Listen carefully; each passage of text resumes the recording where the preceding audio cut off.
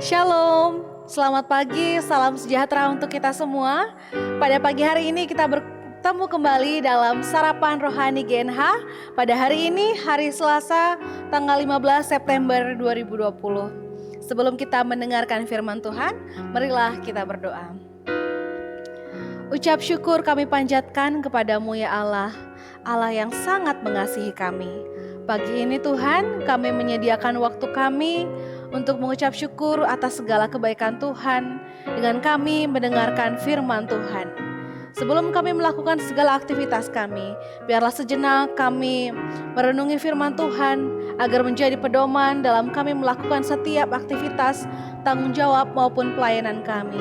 Bantulah kami Tuhan, di dalam nama Tuhan Yesus Kristus. Haleluya. Amin. Bapak Ibu yang diberkati Tuhan, firman Tuhan hari ini diambil dari kitab Galatia pasal yang ketiga ayat yang ke-7. Demikianlah firman Tuhan. Jadi kamu lihat bahwa mereka yang hidup dari iman, mereka itulah anak-anak Abraham. Diberkatilah kita yang membaca firman Tuhan serta melakukannya dalam kehidupan sehari-hari. Bapak Ibu yang diberkati Tuhan, saya mempunyai seorang keponakan yang saat ini sudah kelas 1 SD. Nah, semenjak ia kecil sampai kelas 1 SD ini, dia selalu punya kebiasaan yang agak kurang baik, yaitu mengompol. Suatu ketika, ia menginap di rumah. Orang tuanya mengatakan bahwa ia masih sering mengompol. Akhirnya suami saya mempunyai inisiatif untuk mengatakan kepada keponakan saya ini, jika kamu malam ini tidak mengompol lagi, Om akan kasih kamu uang 100.000. Nah, benar saja, sepanjang malam ia berusaha untuk tidak mengompol dengan ia meminta orang tuanya untuk mengantarkannya ke kamar mandi ketika ia ingin buang air kecil. Puji Tuhan, akhirnya esok paginya benar ia tidak mengompol lagi. Dan akhirnya ia diberikan reward kepada suami saya uang 100.000 tersebut. Nah, Bapak Ibu yang dikasihi Tuhan, dari kisah keponakan saya ini, keponakan saya memegang teguh janji dari suami saya ini kepadanya untuk mendapatkan uang 100.000 ini dengan tidak mengompol. Ternyata ini juga bisa memudahkan kita untuk mengingat kembali kebaikan Tuhan melalui kisah Bapak Abraham. Nah, Bapak Ibu yang diberkati Tuhan, Rasul Paulus mengingatkan bahwa Abraham menerima berkat karena ia beriman terhadap janji Tuhan. Seperti kita ketahui bahwa Abraham sudah cukup lama untuk tidak mempunyai seorang anak. Artinya di sini, ketika Abraham menerima janji dan berkat Tuhan itu bukan karena perbuatan Abraham menjadi faktor utamanya, melainkan iman yang mendasari tindakan itu yang menjadi hal utama ia menerima berkat tersebut.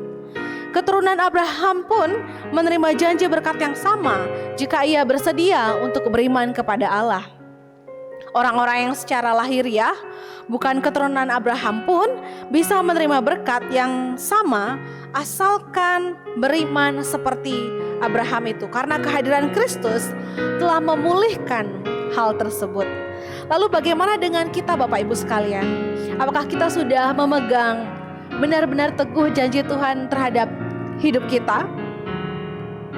Jika iya, jika kita sudah merasakan berkat Tuhan tersebut, janganlah hanya berdiam diri. Berkat itu harus terus berlanjut sehingga orang-orang di sekitar pun bisa merasakan berkat tersebut. Dimanapun kita sekarang, dimanapun Tuhan tempatkan kita, dimanapun Tuhan percayakan kita sekarang bekerja dan melayani, tetaplah menjadi penyalur berkat Tuhan melalui hal-hal kecil saja, sehingga nama Tuhan tetap dimuliakan. Dan kita pun melakukannya tidak dengan sungut-sungut, tetapi dengan penuh ungkapan syukur sebagai bentuk iman kita dalam menerima janji dan berkat Tuhan. Biarlah firman Tuhan hari ini menguatkan kita agar tetap iman kita pegang teguh, sehingga kita boleh tetap menjadi penyalur berkat bagi semua orang. Tuhan Yesus memberkati kita sekalian. Amin.